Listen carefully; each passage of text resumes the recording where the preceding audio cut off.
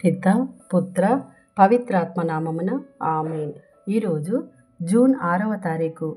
యోహాను సువార్త 21వ అధ్యాయము 15వ వచనము నుండి 19వ వచనం వరకు.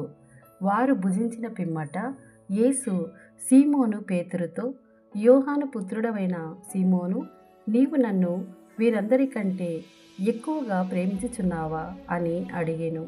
అందుకు పేతురు, అవును ప్రభు, నేను నిన్ను ప్రేమించుచున్నానని నీవు ఎరుగుదువు అని సమాధానమిచ్చెను.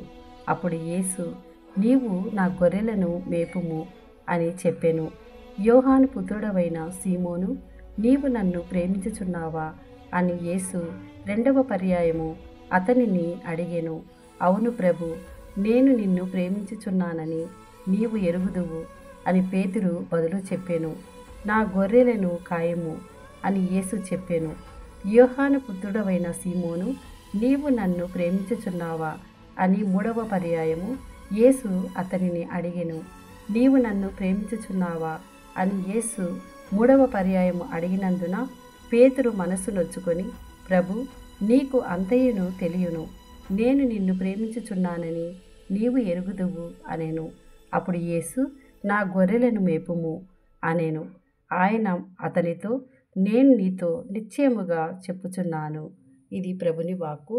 సర్వేశ్వరునికి వందనములు.